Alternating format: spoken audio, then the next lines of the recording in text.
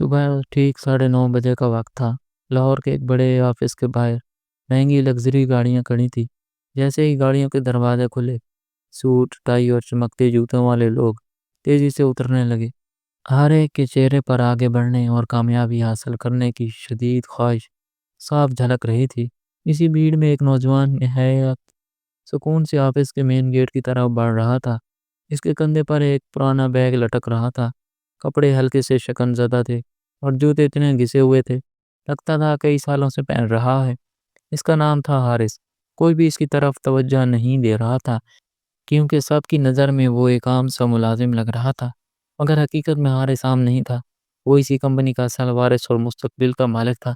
بیرون ملک تعلیم مکمل کر کے وہ حال ہی میں پاکستان واپس آیا تھا اور ایک بڑی ملٹی نیشنل کمپنی میں انٹرنشپ بھی کر چکا تھا۔ لیکن اس نے اپنی اصل شناخت چھپانے کا فیصلہ کیا تاکہ یہ جان سکے اگر اس کمپنی کی ذمہ داری سنبھالنی ہے تو سب سے پہلے اپنی ہی ٹیم کو پرکھنا ہوگا۔ کون ایماندار ہے، کون خوشامد کرتا ہے اور کون اپنے عہدے کے غرور میں انسانیت بھول جاتا ہے۔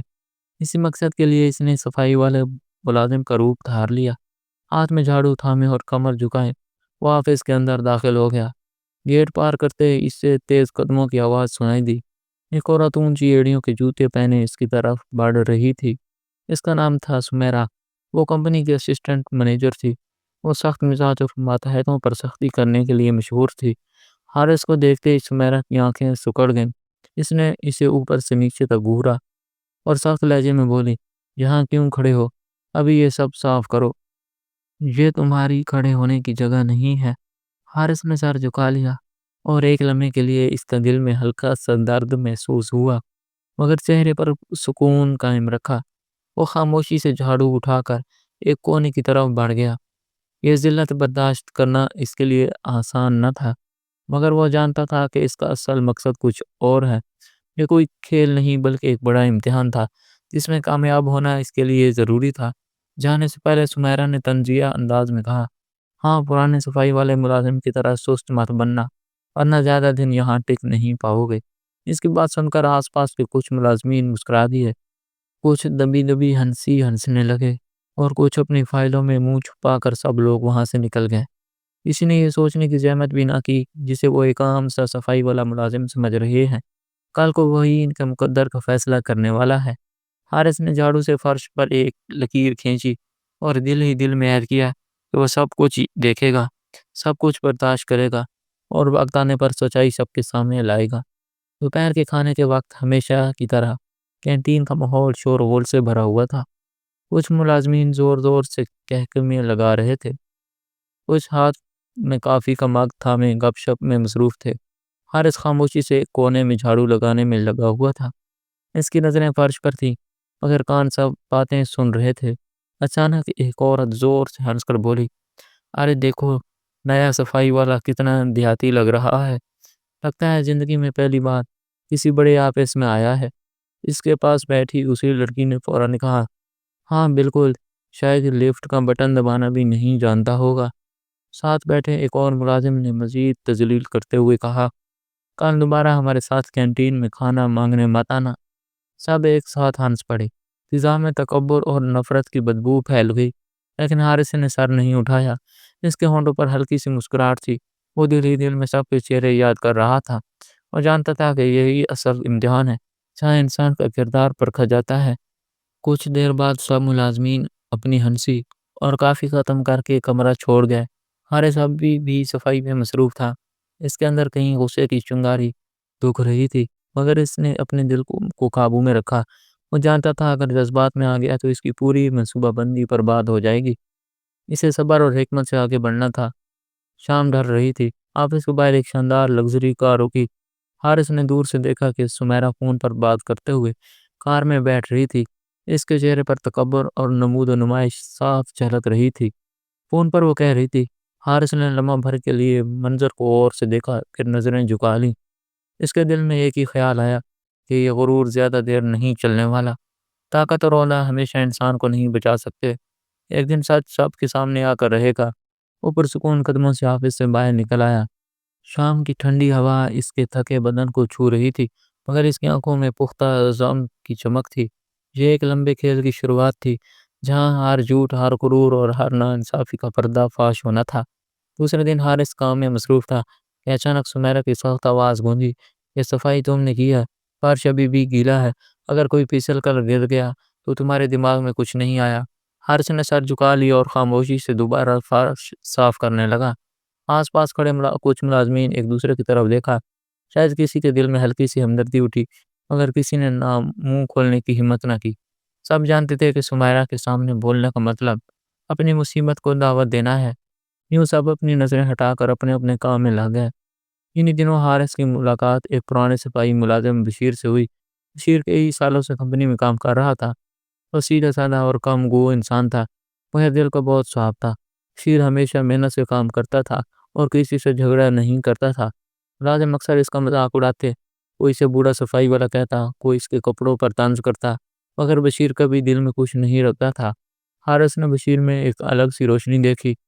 ایک دن اس کے ساتھ کام کرتے ہوئے پوچھ بیٹھا، انکل آپ اتنے سالوں سے یہاں ہیں، جب لوگ اس طرح کی بے عزتی کرتے ہیں تو آپ کو برا نہیں لگتا؟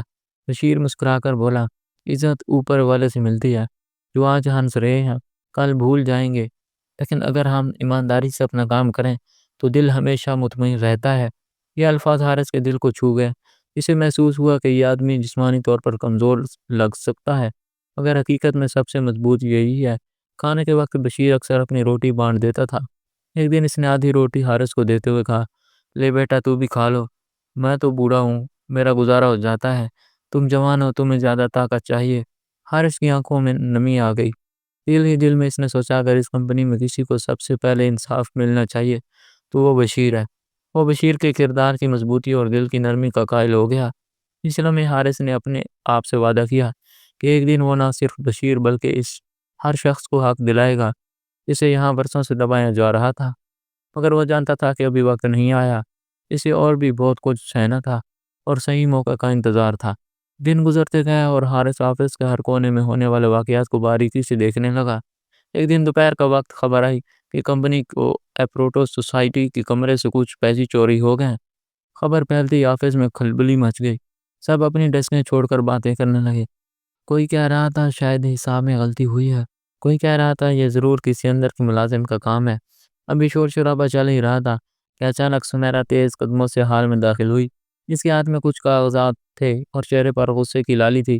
اس نے سب کے سامنے زور سے کہا، مجھے پتا ہے پیسے کس نے چرائے ہیں، یہ کام کسی اور کا نہیں بلکہ بشیر کا ہے۔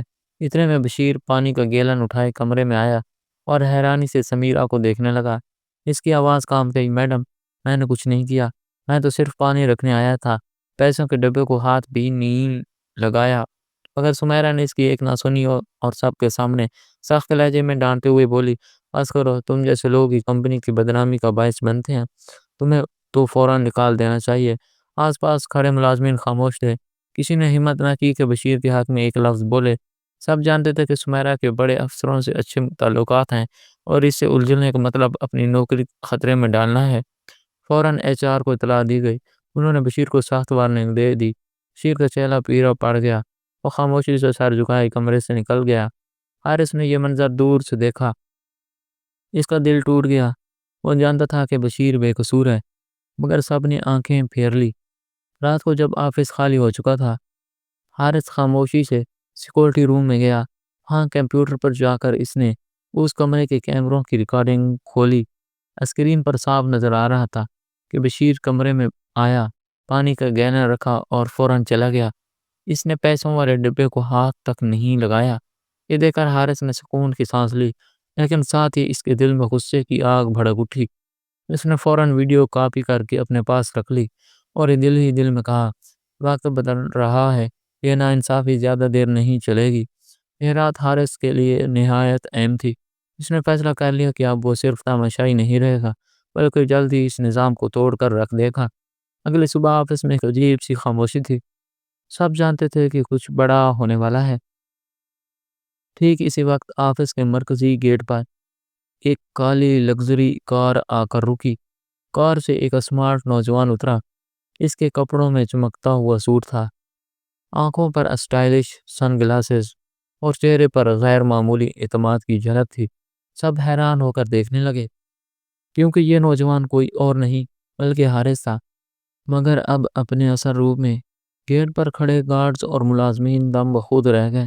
ان کی آنکھیں پھٹی پھٹی رہ گئیں، کیونکہ یہ وہی شخص تھا جسے چند دن پہلے وہ ایک عام صفائی ملازم سمجھ رہے تھے۔ حارث پرسکون قدموں سے اندر داخل ہوا۔ اس کے ساتھ اس کا پرسنل اسسٹنٹ بھی تھا، جو ہاتھ میں فائل لیے تیزی سے اس کے پیچھے آ رہا تھا۔ دونوں سیدھے میٹنگ ہال کی طرف بڑھے، وہی ہال جہاں کمپنی کی تمام بڑی میٹنگز ہوتی تھی، اور آج وہاں ایک خاص اجلاس بلایا گیا تھا۔ میٹنگ ہال میں سب ایک ایک کر کے داخل ہونے لگے۔ سمیرہ بڑی مسکراہٹ کے ساتھ آگے بڑھی تاکہ حارث کا استقبال کر سکے، لیکن وہ ابھی بھی حارث کو پہچان نہیں پائی۔ اس نے سمجھا شاید یہ کوئی بڑا سرمایہ کار یا غیر ملکی مہمان ہے۔ سمیرہ بولی، سر، میرا نام سمیرہ ہے، میں اسسٹنٹ مینیجر ہوں، آپ کو اس کمپنی میں خوش آمدید کہتی ہوں۔ حارث نے اس کی طرف دیکھ کر ہلکی سی مسکراہٹ دی۔ وہ مسکراہٹ سمیرہ کے لیے اجنبی تھی، مگر اس میں ایک خاموش طنزیہ چھپا تھا۔ حارث نے پرسکون لہجے میں کہا، شکریہ سمیرہ، لیکن تمہاری اپنی پہچان بتانے کی ضرورت نہیں ہے، میں سب جانتا ہوں۔ سمیرہ حیرت سے اسے دیکھتی رہ گئی۔ اس لمحے حارث نے اپنے اسسٹنٹ کو اشارہ کیا اور کہا، اب میٹنگ شروع کریں۔ اجلاس کے آغاز میں حارث نے ایک بڑا اسکرین آن کیا۔ اسکرین پر وہی سی سی ٹی وی فوٹیج چلنے لگی جس میں بشیر پر جھوٹا چوری کا الزام لگایا گیا تھا۔ سب حیرت سے دیکھنے لگے کہ کس طرح سمیرہ نے ایک نہتے اور محنتی شخص کو سب کے سامنے ذلیل کیا۔ فوٹیج میں صاف دکھائی دے رہا تھا کہ بشیر نے صرف پانی کا گینر رکھا اور فوراً کمرے سے نکل گیا۔ اس نے پیسوں کے ڈبے کو ہاتھ تک نہیں لگایا۔ ویڈیو ختم ہوتے ہی ہال میں سناٹا چھا گیا۔ حارث نے سنجیدہ لہجے میں سب کو مخاطب کیا، گزشتہ چند دنوں سے میں یہاں تھا، ایک عام آدمی کے روپ میں نہیں، بلکہ اس ادارے کے مستقبل کے طور پر۔ میں دیکھنا چاہتا تھا کہ میری اس فیملی میں کون ایماندار ہے اور کون صرف طاقت اور عہدے کے پیچھے بھاگتا ہے۔ میں نے دیکھا ہے کہ کس طرح کچھ لوگ اپنے غرور اور تکبر کی وجہ سے دوسروں کو ذلیل کر سکتے ہیں۔ دیکھا ہے کہ کس طرح ایک ایماندار اور محنتی انسان پر الزام لگایا گیا۔ سمیرہ کا چہرہ سفید پڑ گیا، وہ خوف سے کانپ رہی تھی۔ وہ حارث کی طرف دیکھ کر کچھ بول نہ پائی۔ اتنے میں حارث نے بشیر کو بلایا۔ بشیر ابھی بھی ڈرتے ڈرتے حال میں آیا۔ اس کے پرانے کپڑے اور چہرے پر وہی خوف کی پرانی جھلک تھی۔ حارث نے مسکراتے ہوئے کہا، آپ کی ایمانداری ثابت ہو چکی ہے، ہماری کمپنی کو آپ جیسے ایماندار اور محنتی ملازمین کی ضرورت ہے۔ بشیر، آج سے آپ کو اس کمپنی میں سپروائزر کا عہدہ دیا جاتا ہے۔ یہ آپ کی ایمانداری اور محنت کا انعام ہے۔ آپ ایک سچے انسان ہیں اور میں آپ کو عزت دیتا ہوں۔ یہ سن کر بشیر کی آنکھوں میں آنسو آ گئے، جس کے چہرے پر خوشی اور شکر گزاری کے جذبات تھے۔ وہ حارث کو بار بار شکریہ ادا کرنے لگا اور خاموشی سے رونے لگا۔ اس کے بعد حارث نے سب ملازمین کی طرف دیکھ کر کہا، جن لوگوں کے دلوں میں انسانیت اور ایمانداری نہیں ہے، ان کے لیے اس کمپنی میں کوئی جگہ نہیں ہوگی۔ اسی فیصلے کے نتیجے میں سمیرہ کو کمپنی سے فارغ کر دیا گیا، لیکن حارث نے بعد میں سمیرہ کو اکیلے بلا کر کہا، زندگی یہیں ختم نہیں ہوتی، تمہارے پاس ابھی بھی بدلنے کا موقع ہے۔ یاد رکھو، تکبر وقتی عزت دیتا ہے لیکن آخر میں سب کچھ چھین لیتا ہے۔ پھر اس نے ایک کارڈ اس کے ہاتھ میں دیا اور کہا، ہمارے پاس ایک ٹریننگ پروگرام ہے، اگر چاہو تو اس میں شامل ہو سکتی ہو، وہاں سے نئی شروعات کر سکتی ہو۔ یہ سن کر سمیرہ کو اپنی غلطی کا احساس ہوا، جس کی آنکھوں میں بھی آنسو آ گئے، اور اس نے سر جھکا کر حارث کا شکریہ ادا کیا اور وہاں سے چلے گئی۔ اگلے دن اس کمپنی کا ماحول بالکل بدل گیا۔ سب ملازمین ایک دوسرے کے ساتھ مل کر کام کرنے لگے۔ انہیں سمجھ آ گیا کہ انسان کی اصل پہچان اس کے عہدے، دولت یا لباس سے نہیں، بلکہ اس کے کردار اور انسانیت سے ہوتی ہے۔ اس لیے کبھی کسی کو حقیر نہ سمجھو، کیونکہ کون جانتا ہے کہ اس کے پاس کون سی چھپی ہوئی صلاحیت یا اصل پہچان موجود ہے۔ اگر کہانی پسند آئی ہو تو ہمارے چینل کو سبسکرائب کرنا مت بھولیے گا۔ اگلی ویڈیو میں ملاقات ہوگی۔ ناظرین، تب تک اپنا خیال رکھیے گا، ملتے ہیں اگلی ویڈیو میں، تب تک کے لیے اللہ حافظ۔